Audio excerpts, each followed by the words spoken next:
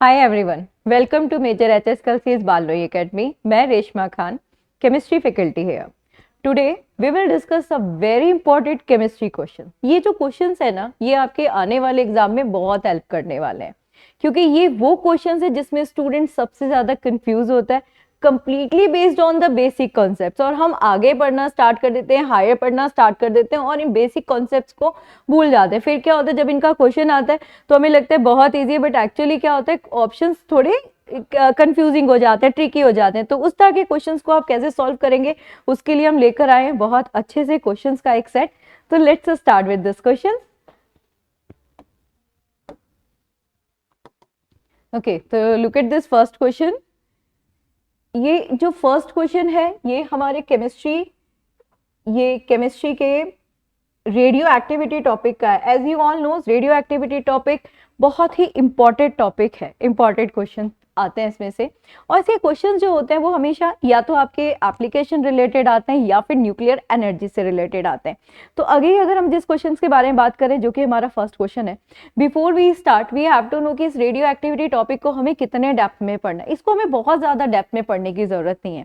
इसमें हमें radio activity की डेफिनेशन के बारे में पता होना चाहिए, कौन कौन से साइंटिस्ट इसमें इन्वॉल्व है उनके बारे में पता होना चाहिए, रेडियो एक्टिव डेटिंग के बारे में पता होना चाहिए। तो रेडियो एक्टिव डेटिंग, जैसा कि मैंने अभी आप लोगों को बताया, ये क्वेश्चन उसी का है। Look at this question.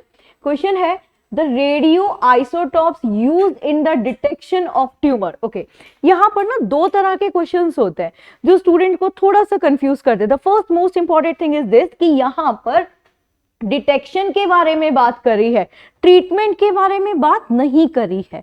जब हम डिटेक्शन के बारे में बात करते हैं तो वहां पर हम यूज करते हैं आर्गन को, और जब हम ट्रीटमेंट के बारे में बात करते हैं तो वहां हम यूज करते हैं कोबाल्ट को। अभी मैंने सिर्फ आर्गन बोला और कोबाल्ट बोला, बट उनका यहां पर एटॉमिक मास नहीं बोला, क्योंकि different different atomic mass use किए जाते हैं। जैसे अगर आपसे बोला जाता है कि कैंसरस सेल के ट्रीटमेंट के लिए कौन सा आइसोटॉप यूज किया जाता है, that is your cobalt 60, but argon 74 use किया जाता है for the detection of tumour. Okay, तो the correct answer is argon 74।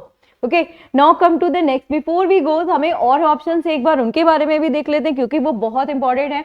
Carbon 14 क्या करता है, बेसिकली ये जो फॉसिल्स होते हैं उनकी एज निकालने के लिए काम आता है, जिसको हम लोग कार्बन डेटिंग के नाम से भी जानते हैं। कोबाल्ट 60, एज अभी हमने बात करी कि ये कैंसर या ट्यूमर्स जो होते हैं, कैंसरस सेल जो बेसिकली उनके ट्रीटमेंट में यूज किया जाता है। ठीक, सोडियम बेसिकली इन्वॉल्व होता है जो भी फ्लोटिंग सिस्टम्स होते हैं ना, ट्रांसपोर्टिंग सिस्टम जिनको हम वस्कुलरी सिस्टम भी बोलते हैं, उनके ट्रीटमेंट के लिए यूज किया जाता है।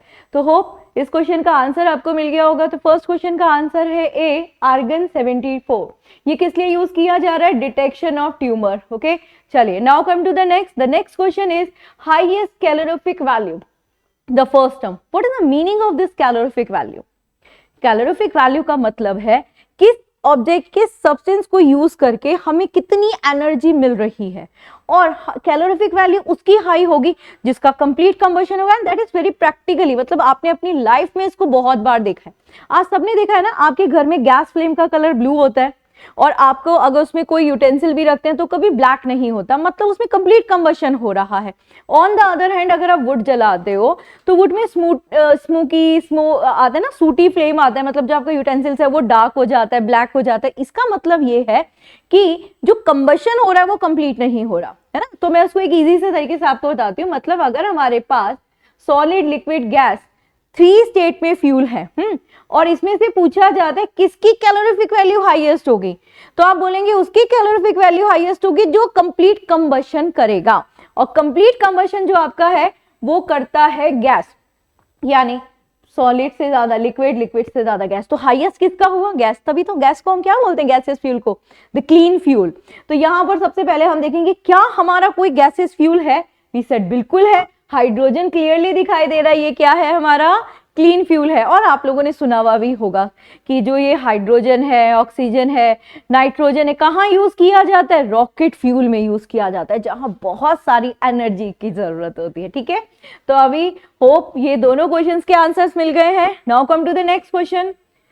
नेक्स्ट क्वेश्चन कहते हैं which chemical substance is added to a LPG to help in the detection of leakage. Okay, before we start आपको थोड़ा सा बता दूं कि जो हमारी एलपीजी, एलएनजी, सीएनजी गैसेस हैं ये ना ऑर्डरलेस हैं, ठीक है। ऑर्डरलेस का मतलब इनकी स्मेल नहीं आती है ना। अब आपके माइंड में चल रहा होगा इनकी तो स्मेल नहीं आती, लेकिन हमारे घर में अगर थोड़ी सी भी गैस लीक हो जाए तो बड़ी गंदी सी स्मेल आती है। एक्चुअली इनकी स्मेल नहीं होती, इवन आपके पेट्रोल डीजल की भी स्मेल नहीं होती। उसके अंदर डाला जाता है एक एंटी नॉकिंग एजेंट, जिसको हम क्या बोलते हैं, डिटेक्टिव एजेंट। क्यों डाला गया? इसलिए डाला गया क्योंकि ये सब क्या बहुत जल्दी फायर कैच कर लेंगे, है ना। तो हम लोग डोमेस्टिकली यूज कर रहे हैं तो ऑफकोर्स प्रिवेंट पहले देखनी पड़ती है। हाँ, दैट्स वाई क्या किया जाता है, उसमें कुछ एक ऐसा एजेंट डाला जाता है जिसकी स्मेल हमें आ जाए, है ना। तो अभी यहाँ पर है आपका आइसोब्यूटेन, ये सब प्रोपेन, हाइड्रोजन सल्फाइड। तो इसमें जो यूज किया जाता है उसका नाम है एथाइल मरकैप्टेन। अब आप सोचो मरकैप्टेन क्या है, तो मरकैप्टेन बेसिकली फंक्शनल ग्रुप है एसएच का। मैं इसका केमिकल फॉर्मूला आपको बताती हूँ। This is C2H5SH। ये जो SH है ना आपका, इस फंक्शनल ग्रुप का नाम है मरकैप्टेन। ओके, तो जो कंपाउंड हुआ उसका नाम क्या हो गया, दिस इज एथाइल मरकैप्टेन, या अदर नेम क्या हो गया, थायोएथेनॉल, राइट। तो अभी यहाँ पर देख लीजिए thioethanol, when we talking about this ethyl mercaptan. और जो एथाइल मरकैप्टेन है that is isobutane, ethanol, hydrogen sulphide, propane. अब आप सोचिए किस में जाएगा, of course this is ethanol पे जाएगा, क्योंकि इसका नाम क्या है, एथाइल, है ना, थायोएथेनॉल या एथाइल मरकैप्टेन। ओके, केमिकल फॉर्मूला भी याद रखिएगा, दिस इज C2H5 और SH। अगर आपसे पूछा जाता है एलपीजी, एलएनजी, सीएनजी, इसमें मैक्सिमम कंपोजिशन किसकी है, तो जो मैक्सिमम कंपोजिशन है वो उसमें आएगा आपका आइसोब्यूटेन। ओके, मतलब ऐसा हम बोल सकते हैं कि इस आइसोब्यूटेन की वजह से इसकी कैलोरीफिक वैल्यू हाई है ना। हाई कैसे पता चलता है किसी भी फ्यूल की, बहुत इजी है, उसके फ्लेम के कलर से। याद रखना जो टेम्परेचर है वो इनवर्स प्रोपोर्शनल है वेवलेंथ के। दैट्स वाई अगर ब्लू फैमिली है यानी ब्लू कलर दिखाई दे रहा है मतलब कि उसका टेम्परेचर ज्यादा है। ओके, चलिए, तो अभी ये 3 क्वेश्चंस हमारे हो चुके हैं, तीनों के आंसर्स आपको पता चल चुके हैं। अगर आप लोग पेन आउट कर रहे हैं साथ में कर लीजिए। This is the functional group, ये SH जिसको हम कैप्टन मरकैप्टेन ग्रुप बोलते हैं, और this is ethyl mercaptan thioethanol. Hope याद रहेगा। आगे बढ़ते हैं। This is diamond and graphite are. देखो जितने भी हमारे कार्बन की फॉर्म्स होती हैं, कार्बन बहुत डिफरेंट फॉर्म्स में मिलता है। अब इमेजिन करो हम जो कॉमनली अपने लाइफ में देखते हैं या हमें सबको पता होता है कि डायमंड कैसा दिखता है, कोल कैसा दिखता है ना, बट दोनों के अंदर कार्बन की परसेंटेज ज्यादा है कि नहीं, राइट। कार्बन की परसेंटेज ज्यादा है, तो इसका मतलब इसको अगर हम कार्बन की वजह से बोले कि भाई मैक्सिमम कंपोजिशन कार्बन की ज्यादा है, तो कुछ सम ऑफ केमिकल प्रॉपर्टी सिमिलर होंगी, बट फिजिकल लुक तो अलग अलग है। ऑब्वियसली फिजिकल लुक अलग अलग है, डायमंड की अलग है और आपके कोल कार्बन की अलग है, मतलब कोयले की अलग है, कोल की अलग है, बट दोनों के अंदर कार्बन है। तो अब मुझे इसको एक साइंटिफिक टर्म में बोलना है, तो मैं क्या वर्ड यूज करूंगी कि दोनों कार्बन के एलोट्रॉप्स हैं। बात समझ में? एलोट्रॉप्स का मतलब ही क्या होता है, हिंदी में बड़ा अच्छा नाम है, जैसे समरूपता, यानी एक ही एलिमेंट के अलग अलग रूप, राइट। तो यहां पर अगर हम बात करें डायमंड ग्रेफाइट, तो आप लोगों ने पढ़ा हुआ भी होगा कि ये कार्बन की प्योरेस्ट फॉर्म है, एलोट्रॉपिक फॉर्म है। मतलब ये इतनी प्योर है कि इसमें बोला जाता है कि इसमें कार्बन के अलावा और कुछ इंप्योरिटीज होती ही नहीं है। तो ये दोनों क्या है, एलोट्रॉप्स हैं। किसके एलोट्रॉप्स हैं? Allotropes of carbon, right. तो अभी 4 क्वेश्चंस हो चुके हैं, नेक्स्ट क्वेश्चंस की तरफ चलते हैं। 4 questions are done now come to the next question, the 5th one और 6th। अब हम आते हैं 5th और 6th वाले क्वेश्चन पर। अच्छा, 5th वाले क्वेश्चन की बात करें, this is hardness of water due to the presence of, है ना, ये वाला क्वेश्चन है ना हमारा। This is the hardness of water due to the presence of. Basically हम हार्डनेस को, चलो होगी हार्डनेस, पहले ये बताइए हमें कैसे पता चलेगा कि पानी हार्ड है कि नहीं है। मतलब फॉर एग्जांपल हमारे पास 2 ग्लासेस में वाटर है, एक में हार्ड वाटर एक में सॉफ्ट वाटर, हमें कैसे पता चलेगा कि ये हार्ड है या सॉफ्ट है? That's quite easy. किसके थ्रू पता लगाओगे? इसको आप पता लगाओगे सिर्फ और सिर्फ सोप से, है ना। सोप जो होता है वो सॉफ्ट वाटर में तो घुल जाता है, लेकिन जो हार्ड वाटर है ना उसमें लेदर नहीं बनाता। क्या बनाता है? उसमें स्कम बनाता है। स्कम है ना, जहाँ वो स्कम वाला स्ट्रक्चर होता है। जैसे आपने यमुना रिवर में सुना होगा बहुत बार कि वहां पर बहुत सारा व्हाइट कलर का एक झाग झाग सा फ्लो करता रहता है, जो कभी कभी आइस की तरह से भी लगता है। एक्चुअली वो क्या है? वो स्कम है। तो जो हार्ड वाटर है वो सोप के साथ मिलकर क्या बना रहा है, स्कम बना रहा है, और सॉफ्ट वाटर के साथ कंप्लीटली घुल जाता है। तो हम यही बोलते हैं कि हार्ड वाटर वो है जो सोप के साथ लेदर नहीं देता, और जो डिटर्जेंट होता है वो हार्ड और सॉफ्ट दोनों के साथ लेदर देता है। Now the question arrive, hardness होती किसकी वजह से है? तो हार्डनेस होती है तीन चीजों की वजह से, that is chloride, sulphates and bicarbonate of calcium and magnesium. Done हो गई बात। चलो अब हम आते हैं हमारे क्वेश्चन पर, ऑप्शन पर। कहते हैं hardness of water due to the presence of, this is calcium bicarbonate, chlorides of, देखिए पोटेशियम और मैग्नीशियम दे दिया, जबकि अभी क्या बोला था कि chlorides of calcium and magnesium है, तो ये भी हटाओ, रॉन्ग हो गया।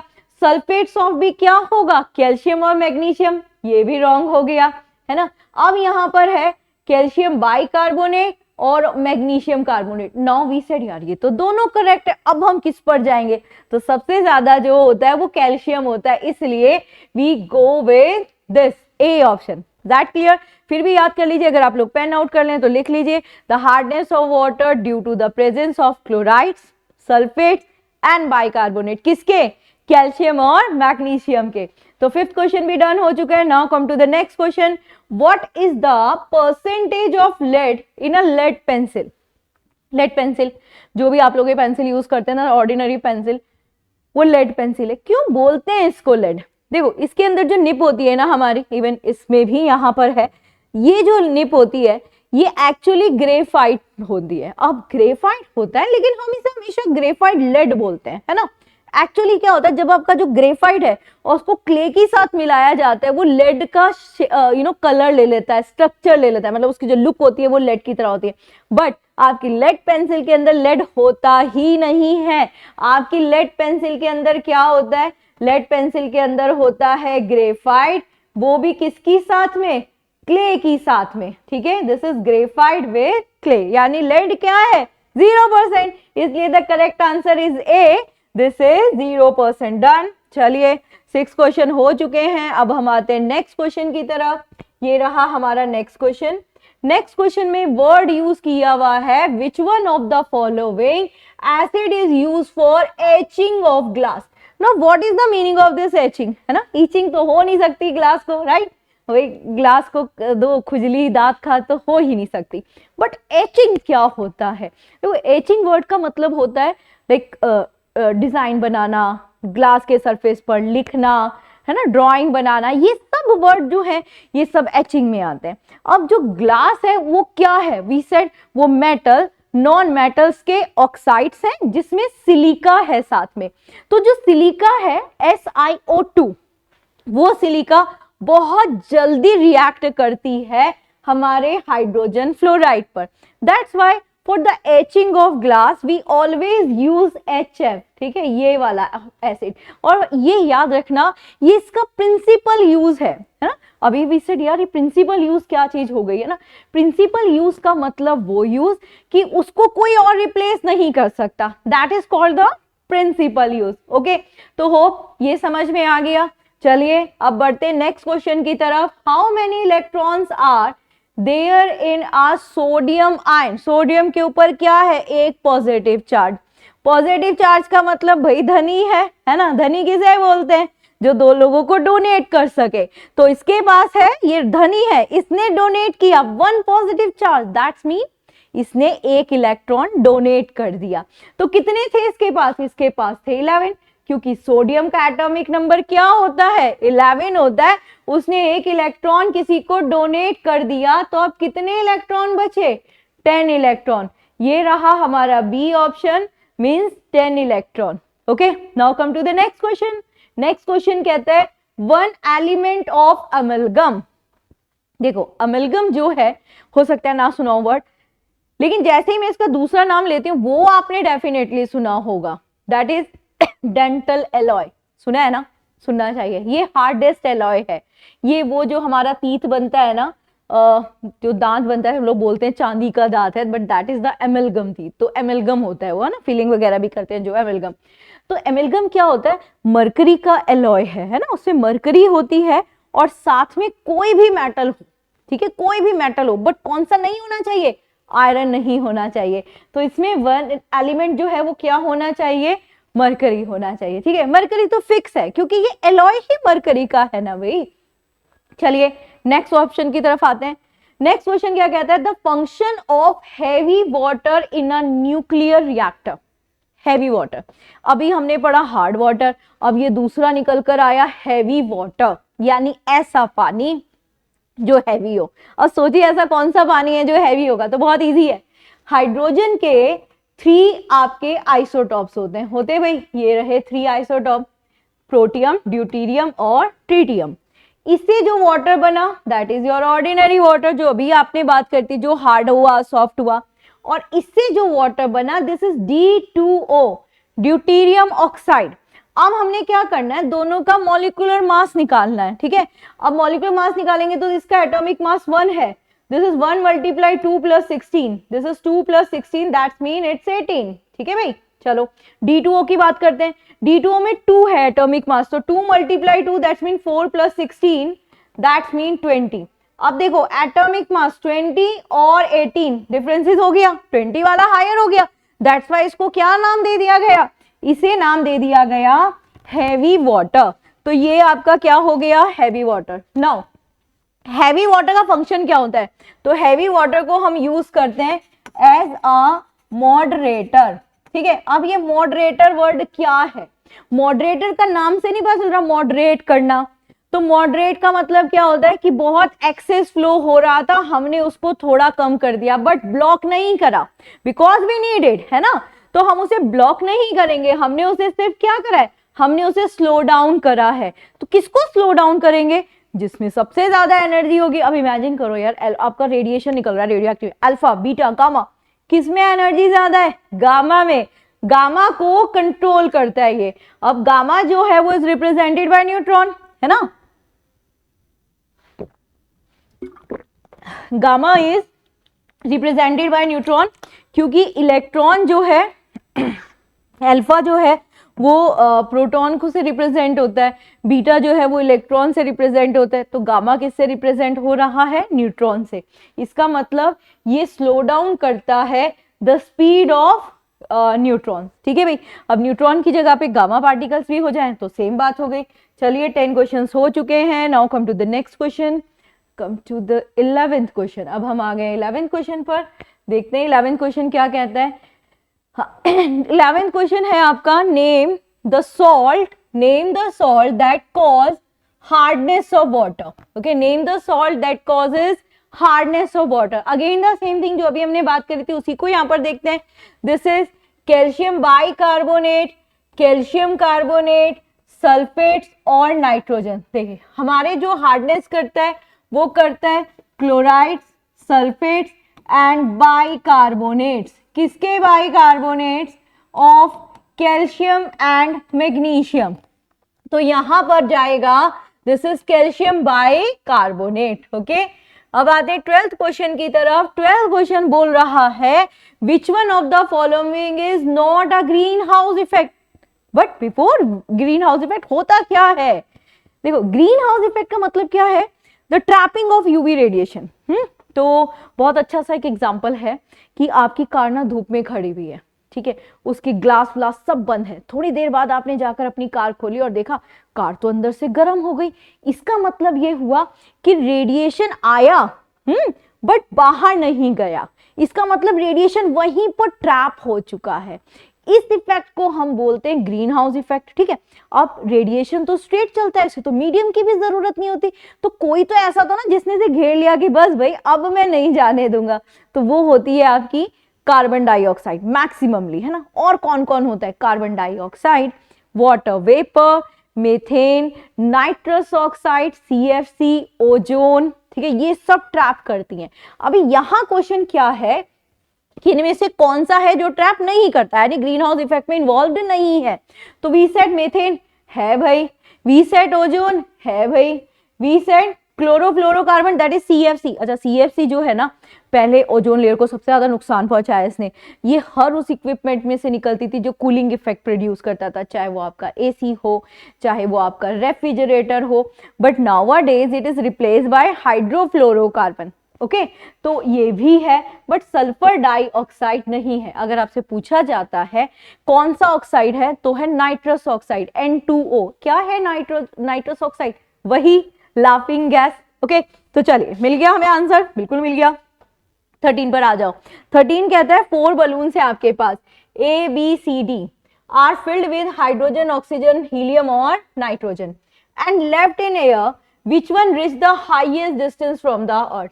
अच्छा एक लाइन आपने सुनी होगी कि हमारे एटमॉस्फेयर में, हमारे चारों तरफ में जो एटमॉस्फेयर है, एयर है, उसमें हाइड्रोजन की अमाउंट बहुत कम है, और जब हम यूनिवर्स की बात करते हैं तो वहां पर मोस्ट अबंडेंट है।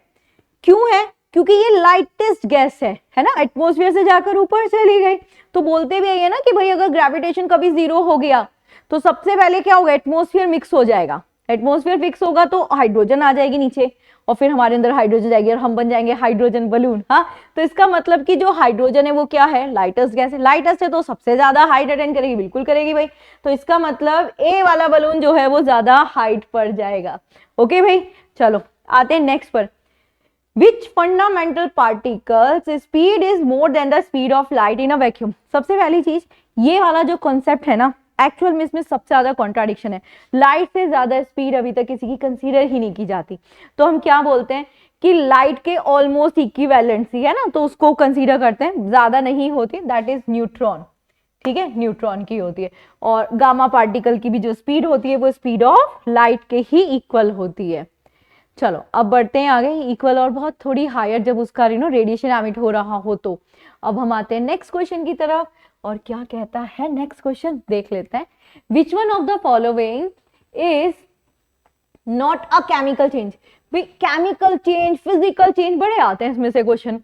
एक तो ना हम लोग इसमें थोड़ा सा कंफ्यूज आते हैं, क्योंकि जब हमने जूनियर क्लास में पढ़ा होता है तो हमें कैसे बताया जाता है, reversible reaction, non reversible reaction, ऐसे करके पढ़ो। बट बहुत सारे एग्जांपल्स में तो एक कॉन्ट्राडिक्शन हो जाएगा, होएगा ना।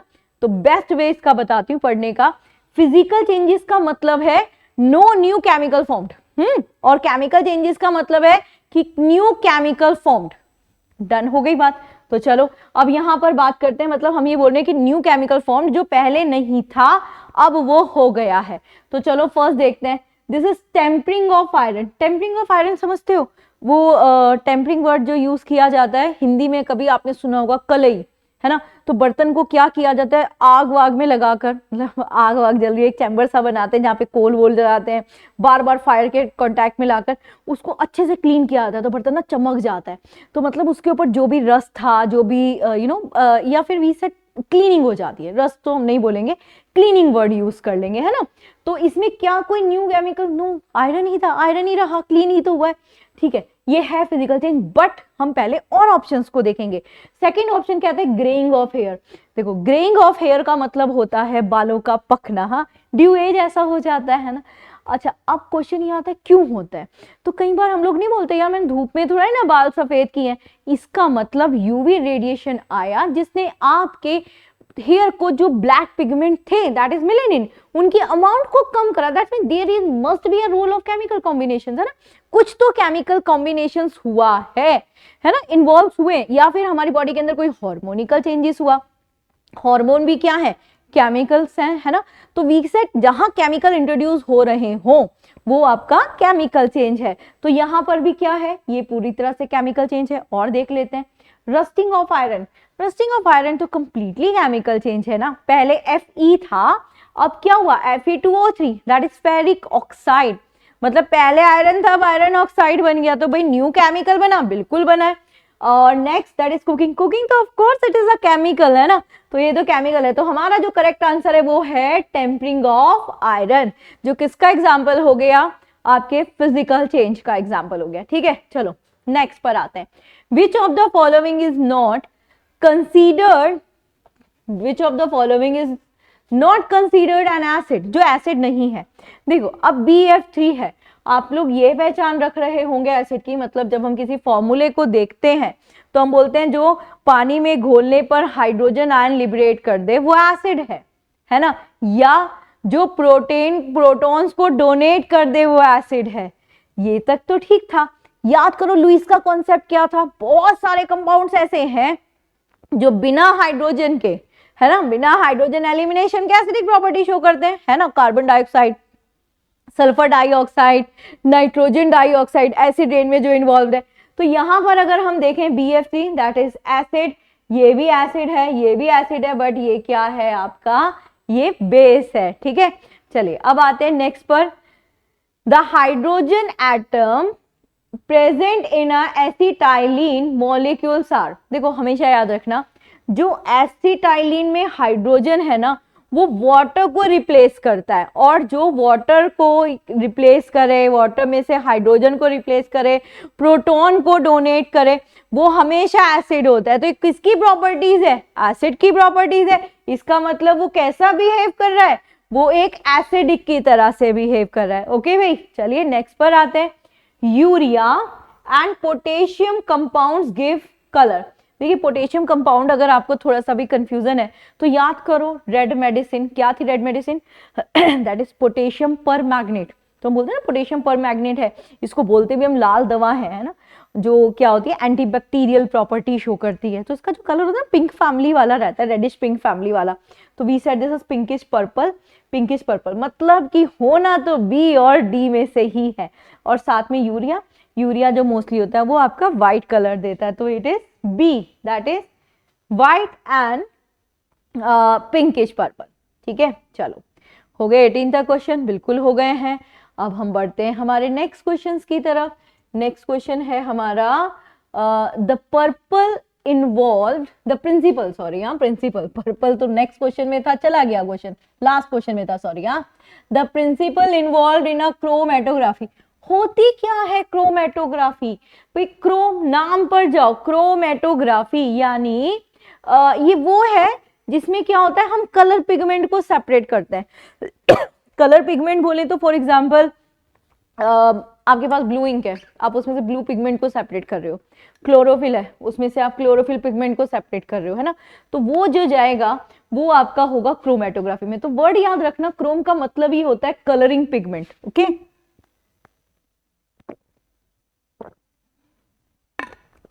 नाउ यहां पर ये किस पर बेस्ड है, तो इट इज बेसिकली ये पूरी तरह से बेस्ड होती है एब्जॉर्प्शन पर। तो इसको हम एब्जॉर्प्शन पे ही बोलेंगे, तो सॉलिबिलिटी पे नहीं है, वॉलेटिलिटी पे नहीं है, पार्टीशन पे भी नहीं, किस पर बेस्ड है, एब्जॉर्प्शन पर। होता क्या है बच्चे, जो ना हमारा क्या बोलते हैं वो हमारा ब्लड है उसमें से ड्रग्स एक्सेस हो गई, ज्यादा हो गई, तो ब्लड का कलर चेंज होना स्टार्ट होता है क्योंकि ऑक्सीजन कैरिंग कैपेसिटी कम हो जाएगी। तो वहां पर भी क्रोमेटोग्राफी का ही यूज करते हैं।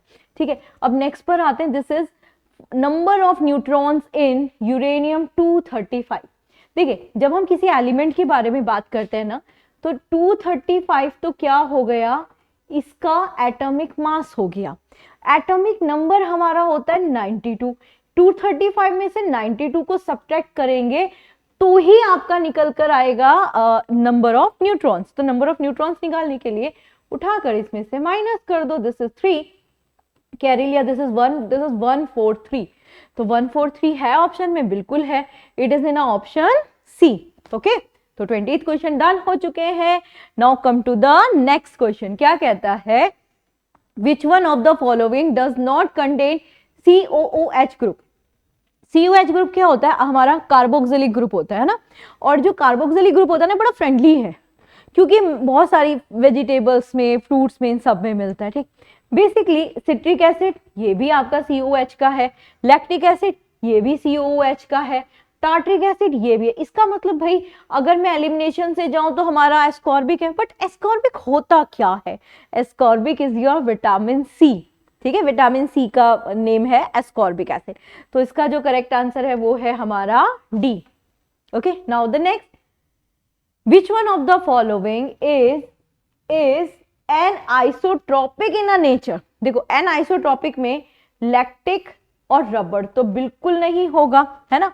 अब बारी आती है ग्लास और क्वार्ट्स की, भाई ये दोनों होते हैं, बट अगर इन दोनों में हमें बेस्ट के बारे में बोला जाए तो वो है हमारा क्वार्ट्स। ठीक है, द बेस्ट इज क्वार्ट्स।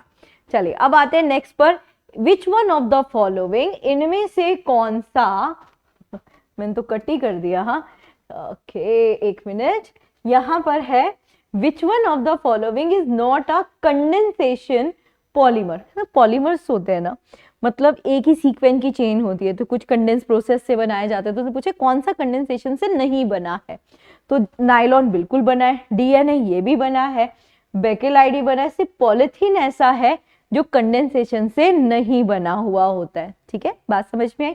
तो ये हो गया पॉलिथीन, ये तो डायरेक्ट था, मतलब इट इज ना बेस्ड ऑन अ कॉन्सेप्ट, ये कॉन्सेप्चुअल रिलेटेड क्वेश्चन थे। चल अभी ये हो गया हमारा 23 तक। अब हम आते हैं हमारे नेक्स्ट क्वेश्चन की तरफ। This is 24।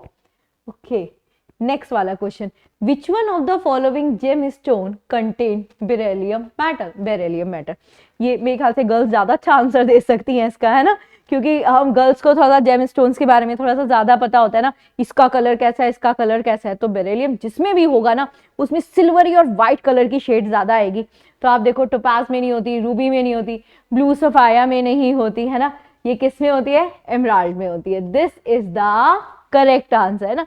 तो इसमें भी क्या था, that is not based on concept, ये तो आपका डायरेक्ट क्वेश्चन था, आपको लर्न करना पड़ेगा। बस इतनी चीज याद रखना कि जब भी बेरिलियम आपके जिसमें भी प्रेजेंट होगा उसमें सिल्वरी व्हाइट टोन देगा। ठीक है, silvery white tone, silver shade में व्हाइट टोन देगा। अब हम आगे आते हैं हमारे 25th क्वेश्चन में। इसमें कहता है number of angular and a radial node for 4d orbital are. सबसे पहली चीज, ये जो 4d लिख रहे हैं, इसमें ये जो n है ये आपका 4 है, ओके, और जो आपका d है, मतलब सॉरी वो l है, वो आपका कितना है, दैट इज 2। ठीक है, तो हमारा जो l है वो क्या आ गया, 2 आ गया। अब हमें क्या निकालना है, हमें एंगुलर निकालना है, दैट इज एजीमुथल निकालना है, सॉरी एजीमुथल निकालना है। ठीक है, ओके, एजीमुथल तो निकालना है। आपको थोड़ा सा बताती हूँ पहले इस टॉपिक के बारे में। ये जो क्वेश्चन है ये बिलोंग करता है आपके क्वांटम नंबर में। हाँ, क्वांटम नंबर सेट होते हैं 4 नंबर्स के जो इलेक्ट्रॉन ओरिएंटेशंस को बताते हैं। The principal quantum number, azimuthal जिसे एंगुलर क्वांटम नंबर बोलते हैं, मैग्नेटिक क्वांटम नंबर, और आपका लास्ट होता है that is spin quantum number. ठीक है, तो जब भी आपको ऐसा कुछ निकालना है क्वाइट इजी, इसका एक फॉर्मूला है, ये याद रखना, दिस इज 2 और यहाँ पर n-1। ठीक है, जब हम ये वाला फॉर्मूला अप्लाई करते हैं तो बेसिकली क्या है, ये आपका 2 है और यहाँ पर हम n को देंगे 4, बट ये d ऑर्बिट में है, तो d ऑर्बिट में हो जाएगा, तो यहाँ पर हम लिख लेंगे 3, दिस इज -1। ये वाला जो हमारा जो भी निकलेगा उसमें से दिस इज कितना निकलेगा, ये आपका निकलेगा दिस इज 6 - 1 दैट इज 5। इसको अगर हमें एंगुलर निकालना है तो -2 कर देते हैं, दैट इज 3, और 3 वाला हमारे ऑप्शन में है, बिल्कुल है, that is in an option C. तो ये फॉर्मूला से निकाल सकते हो। आपके और भी बहुत सारे इसके मेथड हो सकते हैं निकालने का, ये एक इजी सा मेथड, इससे फटाक से निकल जाता है। बाकी आप लोग देख लीजिएगा इसके क्वांटम नंबर वाला, वो डायरेक्ट पैसा भी कर सकते हैं, n निकाल के m निकाल के, वो जो आपके चारों निकालते हैं ना क्वांटम नंबर, उससे भी सॉल्व किया जा सकता है। ठीक है, बट यहाँ क्या है ना, हमें ट्राई करना होता है चीजों को शॉर्टकट में सॉल्व करने की। ठीक, चलिए नेक्स्ट पर आते हैं। This is Carborundum is use in an abrasive because. Carborundum होता क्या है, बहुत हार्ड सा सब्सटेंस होता है जिसको वो पर्पल या ब्लू कलर का जेम स्टोन होता है ना, सिलिकॉन कार्बाइड, उससे बना हुआ होता है। खैर ये कहता है कि ये एब्रेसिव नेचर का होता है। क्यों, देखो कोई भी अगर एब्रेसिव नेचर का है ना, तो इसका मतलब हीट से तो भाई लेना देना है, बिल्कुल है। तो इसमें कहता है कि ये थर्मल कंडक्टिविटी करता है, बिल्कुल ठीक है। लो कोएफिशिएंट ऑफ एक्सपेंशन है, कैसे बोल सकते हैं, क्योंकि बहुत जल्दी एक्सपेंड नहीं करता। केमिकल स्टेबिलिटी इसकी बहुत हाई है, बिल्कुल है। एक्सट्रीमली हार्ड है। अब एब्रेसिव वर्ड का मतलब होता है कठोर, तो कठोर में हम हीट का भी रोल बोलेंगे, भाई बहुत जल्दी से मेल्ट वेल्ट नहीं हो रहा, और उसके हार्ड नेचर का ही बोलेंगे, because hard nature is also in option. तो we will go with D कि ये क्या है, बहुत एक्सट्रीमली हार्ड है। ओके, चलिए अब आते हैं नेक्स्ट पर। नेक्स्ट है bronze is an alloy of. तो जो ब्रॉन्ज होता है, देखिए कुछ एलॉय तो ऐसे हैं जो आपको लर्न करने ही करने, जिनके क्वेश्चंस मोस्टली आपने देखा है कि बहुत बार बहुत सारे एंट्रीज में आए हुए हैं, जैसे brass, bronze, German silver, solder, ये वाले बहुत इंपॉर्टेंट एलॉय होते हैं। एमेलगम, तो जो ब्रॉन्ज होता है is an alloy of copper and tin. Tin है ये, और टिन का सिंबल होता है Sn। ओके भाई, डन हो। डन हो गए। चलिए अब बढ़ते नेक्स्ट क्वेश्चन की तरफ। नेक्स्ट क्वेश्चन है हमारा 28 ओके 28 क्वेश्चन कहता है which polymer is made of protein. जब भी हम प्रोटीन के बारे में बात करते हैं तो सबसे ज्यादा जो प्रोटीन होता है वो हमारे वूल में होता है ना। तो कौन सा पॉलीमर ऐसा है जिसमें प्रोटीन है? That is wool. Okay, jute, cotton, rubber. Cotton और रबर में तो बिल्कुल नहीं होता, जूट में होता है, बट वूल के कंपैरिजन में बहुत कम होता है। ठीक है, ये यहाँ पर भी। तो ये पॉलीमर टॉपिक भी बड़ा इंपॉर्टेंट है। पॉलीमर टॉपिक्स में भी ना हमारे वेराइटीज ऑफ है। जब भी आप पॉलीमर वर्ड की बात करते हो तो उसके ना पॉली वर्ड पर जाओ। क्या मतलब होता है पॉली? पॉली का मतलब होता है बहुत ज्यादा, है ना। यानी एक ही टर्म की बहुत लंबी चेन होती है, उसे हम बोल देते हैं पॉलीमर। ठीक है, नाउ चलो नेक्स्ट पर आ जाओ। विच of the following is not correct. ठीक है, करेक्ट नहीं है और हमें दिख रहा है चारों के चारों हमारे जो ऑप्शन है वो ग्रेफाइट्स हैं। पहला क्वेश्चन, ये नॉन मेटल है, ये तो बिल्कुल ठीक है, नॉन मेटल ही है। ये थर्मल स्टेबल है। We said yes, thermal stable तो है, तभी तो हम इसको इलेक्ट्रोड्स की फॉर्म में यूज कर लेते हैं। तो सेट बिल्कुल ठीक है। और इसमें इसका स्ट्रक्चर टेट्राहेड्रल है। नो, टेट्राहेड्रल किसका था? डायमंड का था। इसका स्ट्रक्चर कैसा होता है? हेक्सागोनल। दैट मीन ये रॉन्ग है। ओके, नेक्स्ट वाला भी पढ़ लेते हैं जब तीन ऑप्शन पढ़े हैं तो। Graphite is a conductor of electricity, बिल्कुल है। थर्मल स्टेबल है, जो थर्मल और हीट दोनों, इलेक्ट्रिसिटी दोनों को कंडक्ट करता है, उसी को हम बोलते हैं कि वो थर्मल और इलेक्ट्रिसिटी स्टेबल है। डन हो गया। Now the next, arrange in a increasing order of hard test. देखो होता क्या है कि ये कुछ टर्म्स हैं जिनको हम ऐड करते हैं हार्ड करने के लिए, किसी भी सब्सटेंस को हार्ड करने के लिए। बट अब वो सब्सटेंस के ऊपर पूरी तरह से डिपेंड कर रहा होता है कि आप उसको कहाँ किस पर्पस से यूज कर रहे हैं, है ना। तो उसके अकॉर्डिंग हम लोग यूज कर लेते हैं। फॉर एग्जाम्पल अगर मैं बोलूँ हमें कंस्ट्रक्शन का काम है, बहुत ज्यादा सीमेंट रिक्वायर्ड होगा, है ना, तो वहां पर हमारे पास सिर्फ एक चॉइस बचती है कि वहां हमें कहीं ना कहीं सिर्फ जिप्सम ही ऐड करना पड़ेगा। नहीं होता, जैसे स्टेच्यूज बनाने, तो वहां पर हमें जो स्टेचू है, अगर ग्रे सीमेंट का बनाएंगे तो बहुत देर में सेट होगा, व्हाइट सीमेंट का बनाएंगे तो बहुत सॉफ्ट है, मतलब पार्क में स्टेचू बनाना है, तो वहां हम क्या ऐड करेंगे हमारे इसमें सीमेंट में? दैट इज जिप्सम, है ना। उसको बोलते हैं क्लिंकर बोलते हैं उसको। तो नाउ दिस इज जिप्सम भी ऐड किया जाता है, टोपाज भी, फ्लोराइड भी और फेल्ड्सपर भी। बट अगर हम इसे इंक्रीजिंग ऑर्डर में बोले, मतलब बढ़ते क्रम में सबसे कम होता है हमारा जिप्सम। तो वी सेड जिप्सम वाले बिल्कुल है, या तो सी ऑप्शन है या डी ऑप्शन है, मतलब ए और बी को एलिमिनेट कर देते हैं। ठीक है, जिप्सम के बाद होता है फ्लोराइड।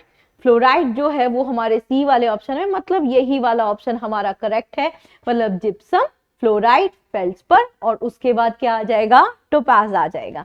ठीक है, टोपाज तो खैर सबसे ज्यादा होता है, देखो टोपाज ही सबसे लास्ट में दिया हुआ है। तो अभी हमारे 30th क्वेश्चन हो चुके हैं। Now come to the next question. ये रहा हमारा 31 क्वेश्चन। 31 क्वेश्चन कहता है what is the maximum number of electron that can, this is what is the maximum number of electron that can be present in a shell represented by the shell number n। देखो maximum number of electron ये किसने दिया था? ये board ने दिया था। और किसमें दिया था? रदरफोर्ड के एटॉमिक मॉडल को करेक्शन करने में। तो उन्होंने कहा था जो मैक्सिमम इलेक्ट्रॉन्स होते हैं वो 2n² के अकॉर्डिंग फिल होते हैं। तो जो इसमें 2n² है बिल्कुल है, दिस इज योर बी, जो है हमारा 2n²। ओके, तो अभी 31 क्वेश्चन भी समझ में आ गया। चलिए नेक्स्ट पर बढ़ते हैं। विच ऑफ द फॉलोइंग, इनमें से कौन सा mineral does not contain oxygen? सबसे पहले तो हमें ये पता लगाना है कि ये मिनरल और ओर जो होते हैं इनमें डिफरेंसेस क्या होता है ना। देखो कई बार आपने देखा होगा ओर से रिलेटेड क्वेश्चंस मिलते हैं, कई बार मिनरल से रिलेटेड क्वेश्चन मिलते हैं। तो जो ओर होता है ना उसमें मेटल की परसेंटेज ज्यादा होती है, और जो ओर में, हाँ, और मिनरल में क्या होता है? नॉन मेटल्स, उनके सॉल्ट्स, उनकी परसेंटेज ज्यादा होती है। तो फॉर एग्जाम्पल जब हम अपनी बॉडी के बारे में बात करते हैं तो हम बोलते हैं मिनरल्स की कमी है ना। हम ये नहीं बोलते ओर्स की कमी है, मिनरल्स की कमी है, राइट। तो अगर हम मिनरल्स की बात करें तो हेमेटाइट में बिल्कुल है, ऑक्सीजन है। बॉक्साइड है, बिल्कुल आयरन का है और कॉपर का है। अभी यहाँ पर दिस इज कैल्साइट में भी है। बट क्रायोलाइट एक ऐसा है जिसमें आपको एल्यूमिनियम मिलता है और नाइट्रोजन है, बट तो कैल्शियम भी है, बट इसके अंदर ऑक्सीजन नहीं है। तो सिर्फ क्रायोलाइट है इन ऑप्शंस में से जिसके अंदर ऑक्सीजन नहीं है। ओके, चलिए अब और आगे बात करते हैं। Consider the following element. Even अगर इसमें कभी भी ऐसा क्वेश्चन पूछा जाता है मोस्ट अबंडेंट कौन सा मिल रहा है, तो that is bauxite. Bauxite basically mineral नहीं है, बॉक्साइट ओर है ना, किसका? एल्यूमिनियम का। ठीक है, चलिए अब आगे बात करते हैं। कंसीडर द फॉलोइंग एलिमेंट, जिसमें है कार्बन, हाइड्रोजन, ऑक्सीजन और nitrogen. Okay, which of these elements are present in the protein? Okay, talking about the protein. सबसे पहले क्या हमें पता है कार्बोहाइड्रेट, प्रोटीन, फैट तीनों में क्या कौन कौन से एलिमेंट्स मिलते हैं? तो देखो कार्बोहाइड्रेट का तो फॉर्मूला है CnH2O की पावर ऐसे करके n, यानी इसमें कार्बन, हाइड्रोजन और ऑक्सीजन है। और जब यही आप किसमें जाते हो, ये कार्ब्स हो गया। फिर अगर आप फैट में जाते हो तो उसमें कार्बन है, हाइड्रोजन है और ऑक्सीजन है। बट इसकी जो ऑक्सीजन है वो बहुत कम अमाउंट में होती है। लेकिन जब आप प्रोटीन के बारे में बात कर रहे हो तो this is carbon, hydrogen, oxygen, nitrogen, even sulphur भी है। बट जो सल्फर है ना वो किसी किसी प्रोटीन में होती है, और जिस प्रोटीन सोर्स के अंदर सल्फर है वो बेस्ट प्रोटीन सोर्स होता है ना। तो अभी हमारे पास ये चारों, ये वाला जो है ये प्रोटीन का है, ये फैट का है, ये कार्ब्स का है। तो यहाँ पर कार्बन भी है, हाइड्रोजन भी है, ऑक्सीजन भी और नाइट्रोजन भी है। तो क्या 4 वाला ऑप्शन है? बिल्कुल है। हमारे डी वाले ऑप्शन में देखिए चारों चीजें हैं, कार्बन, हाइड्रोजन, ऑक्सीजन और नाइट्रोजन। सल्फर ना हर प्रोटीन में नहीं होता, इसलिए यहाँ पर भी नहीं है। अगर होता तो हम वो भी चूज नहीं करते। व्हाई? क्योंकि हर प्रोटीन के अंदर सल्फर नहीं होता। ओके, तो 33 वाला हो चुका है, 33 क्वेश्चंस डन हो चुके हैं। अब हम आते हैं नेक्स्ट वाले पर, और ये रहा हमारा 34th question. When you talking about 34th question, consider the इसमें ना कंसीडर करना है following pair. Consider the following pair, just a minute, ये इसको ऐसे कर लेते हैं। हाँ जी, ये है हमारा consider the following pair of salt and their common name.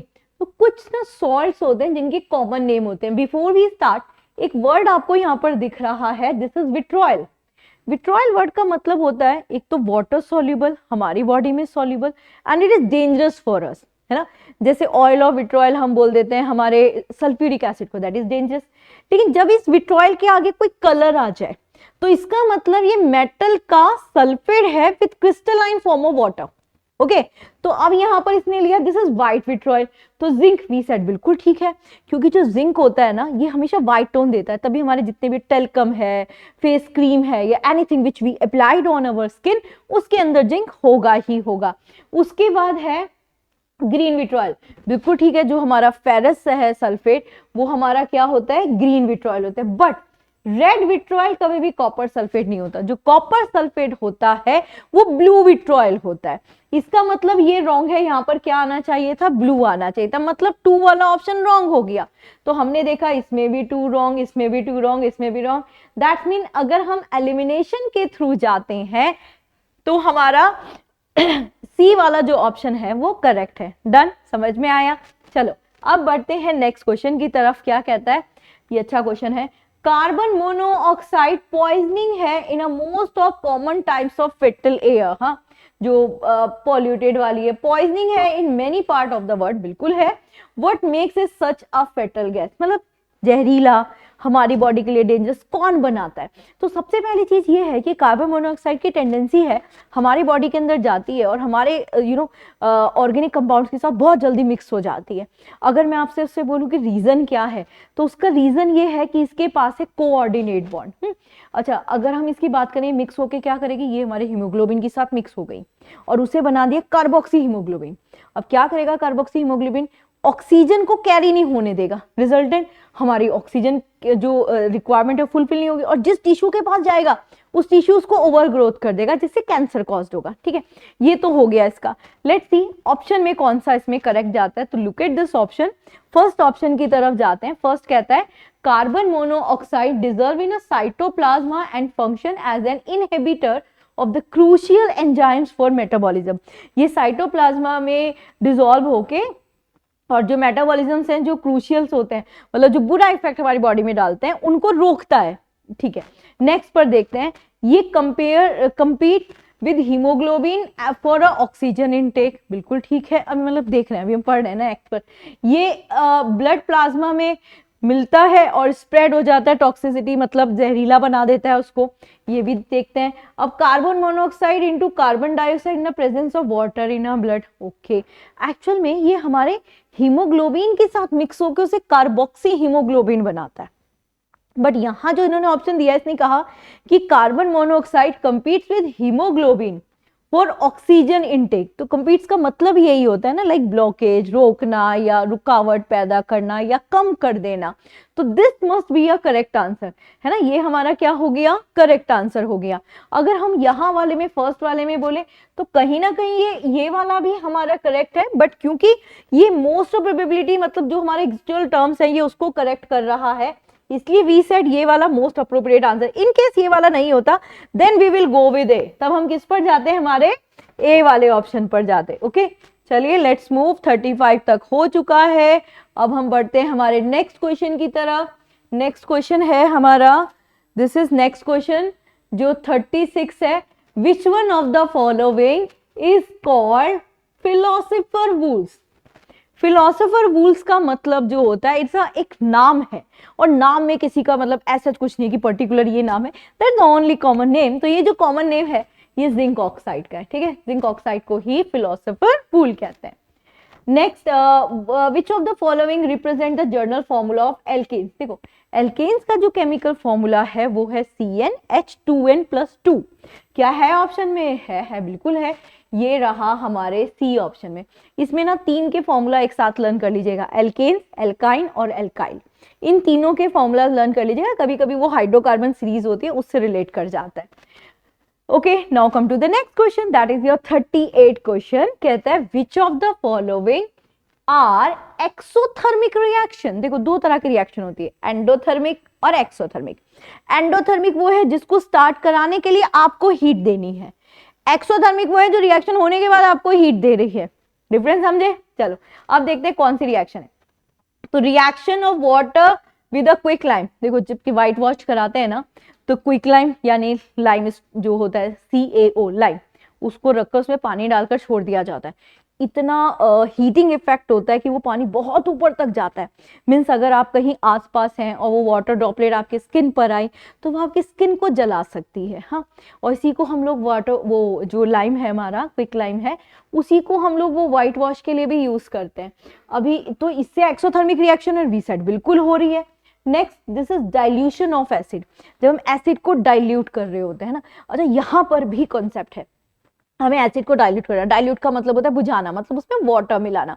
तो हम क्या कर सकते हैं, वाटर में एसिड डालें या एसिड में वाटर डालें, दैट द बिग क्वेश्चन। देखो मोस्टली क्या करते हैं, वाटर लेते हैं और उसको ऐसे गोल गोल ऐसे स्ट्रिंग कर देते हैं, घुमा देते हैं। तो जब आप पानी को घुमाते हो तो बीच में ना गोल गोल सा वर्लपूल बनता है, उस वर्लपूल के अंदर ड्रॉपलेट फॉर्म में एसिड मिलाया जाता है।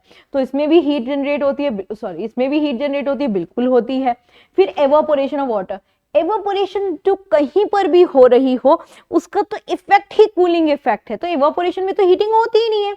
Now sublimation of a camphor, जो कैम्फर है सब्लिमेशन मतलब कन्वर्टेड इनटू गैसेस स्टेट, तो यहाँ पर भी वो क्या करता है, आपका हीटिंग इफेक्ट ही प्रोड्यूस करता है, सॉरी कूलिंग इफेक्ट ही प्रोड्यूस करता है। तो ये दोनों तो कूलिंग कर रहे हैं, मतलब 2 ही है हमारे, दिस इज 1 और 2 है ऑप्शन में, बिल्कुल है, this is 1 and 2, that is A option. ठीक है, ये हमारा क्या हो गया, करेक्ट ऑप्शन हो गया। चलिए अब आते हैं नेक्स्ट क्वेश्चन की तरफ। नेक्स्ट इट इज 39 क्वेश्चन, और 39 क्वेश्चन कहता है a substance x is used in a white washing and it's contained by the heating of, it's obtained, sorry, it is obtained by the heating of limestone in the absence of air. Identify the, देखो what is limestone, this is CaCO3, मतलब इस limestone को heat करके बनाया जा रहा है, मतलब ये limestone नहीं है, काट दो डी वाला, है ना। फिर उसके बाद इन एब्सेंस ऑफ एयर, आप इसको गर्म भी कर रहे हो ऑक्सीजन की एब्सेंस में, तो मतलब इसमें से जो ऑक्सीजन है वो कम हो जाएगी। इसमें क्लोरीन तो नहीं आई ना, इसका मतलब ये ब्लीचिंग पाउडर वाला फॉर्मूला भी काट दो। अब आपके पास 2 ऑप्शन बचे, दिस इज कैल्शियम हाइड्रोक्साइड और CaO। याद रखना इसको जब वाटर के साथ मिलाया जाता है तब आपका हाइड्रोक्साइड बनता है। तो of course the correct answer is lime. और अभी जस्ट थोड़ी देर पहले हमने डिस्कस किया था क्या कि व्हाइट वॉश के लिए यूज किया जाता है क्विक लाइम यानी कि लाइम विच इज CaO, इसलिए ये वाला हमारा करेक्ट ऑप्शन हो गया। ठीक है, चलिए अब आते हैं हमारे नेक्स्ट क्वेश्चन पर, जो कि है हमारे आज के क्वेश्चंस का सेट का लास्ट क्वेश्चन। क्या कहता है, अगर आपके पास डाइल्यूट फेरस सल्फेट सॉल्यूशन है, ओके भाई, उसको ग्रेजुअली ऐड किया गया एक बीकर में जिसमें एसिडिक पर मैग्नेट सॉल्यूशन था, ओके, एसिडिफाइड। अब light purple colour of the solution fades and finally disappear, मतलब जैसे ही मिलाते रहोगे ना तो जो लाइट पर्पल कलर है वो धीरे धीरे धीरे धीरे व्हाइट कलर का हो जाएगा और एक फिर कलर वो गायब हो जाएगा, है ना, ट्रांसपेरेंट हो जाता है, पानी की तरह से हो जाता है। तो इसमें क्या हो रहा है, इस एक्सप्लेनेशन की ऑब्जर्वेशन क्या है? तो क्या होता है ना, जब कलरिंग इफेक्ट चेंज हो रहा होता है ना, तो जो कलरिंग चेंज कर रहा होगा बेसिकली हम उसको ऑक्सीडाइजिंग एजेंट बोलते हैं। तो यहाँ पर जो ऑक्सीडाइजिंग एजेंट है वो आपका ये पर मैग्नेट वाला सॉल्यूशन है, मतलब पोटेशियम पर मैग्नेट क्या हो गया, एक ऑक्सीडाइजिंग एजेंट हो गया। और किसी में तो ये दिया ही नहीं ऑक्सीडाइजिंग एजेंट, इसलिए ये ऑक्सीडाइजिंग एजेंट हो गया जो क्या कर रहा है, फेरस सल्फेट को ऑक्सीडाइज कर रहा है। ऑक्सीडाइज कर रहा है तभी तो उसका कलर चेंज होता जा रहा है और वो व्हाइट कलर का हो गया। यही तो होती है ऑक्सीडेशन की प्रॉपर्टीज, है ना, addition of oxygen, removal of hydrogen. Okay, तो ये था हमारा जो इस जो क्वेश्चन पेपर से आज हमने सेट करा था उसका लास्ट क्वेश्चन। होप आप लोगों को समझ में आया होगा। आपने देखा किस तरह से ये जो क्वेश्चन थे ये हमारे हर एक टॉपिक में से लिए गए थे, बहुत इंपॉर्टेंट और ट्रिकी क्वेश्चन थे। यहाँ पर मैंने इसकी एक्सप्लेनेशन के साथ आपको एक एक क्वेश्चन के बारे में डिटेल बताई है। होप आप लोग को समझ में भी आई होगी। इसी तरह से अगर प्रैक्टिस करते जाएं तो जो भी हमारे बेसिक कॉन्सेप्ट्स होते हैं ना, जिनको हम पढ़कर रख देते हैं कि ठीक है एग्जाम टाइम पर पढ़ेंगे और फिर हम भूल जाते हैं, तो वो धीरे धीरे क्या हो जाते हैं, रिकॉल होते रहते हैं। होप ये समझ में आए होंगे। ठीक है, नेक्स्ट क्वेश्चन के साथ मिलेंगे, तब तक थैंक यू, जय हिंद।